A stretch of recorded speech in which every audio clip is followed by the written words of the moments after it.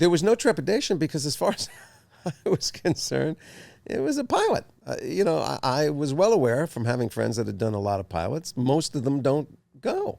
So to me, it was a trip to Hollywood. I was a fan of Jerry Seinfeld. I had seen him perform many times.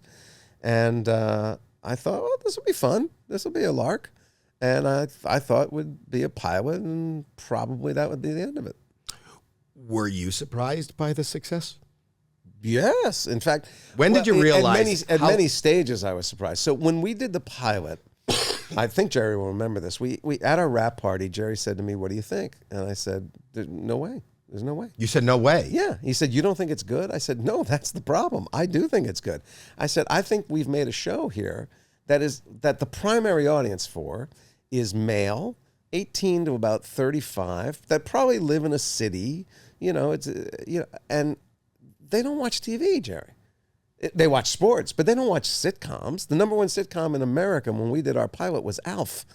It's just we didn't look like anything else that was on the air in the comedy world." I said, I don't see what passes for a television audience coming to our show. I was correct, by the way. Yeah, it didn't do well. But because of that audience, because it did attract men 18 to 35, that was an audience that primetime advertisers couldn't get very easily. And the fact that they were the only ones watching our show meant that there was always somebody to sponsor the show.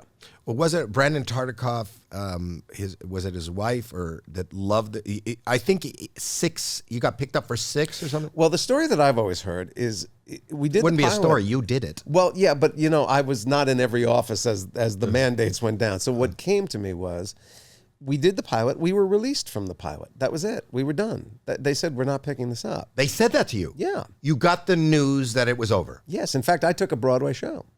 And then, as they did back in those days, they used to throw the dead pilots on just to fill a time slot. So on some night at 10:30, they threw the Seinfeld Chronicle pilot on. Rick Ludwin, late night, right? Is that the guy? Well, Rick hadn't come in yet. Oh, he hadn't? No, because Rick was he was late night and specials, and this wasn't late night. This was sitcom. Okay.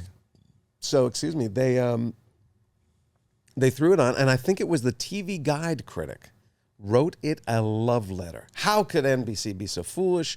This is the newest, funniest thing, just a love letter.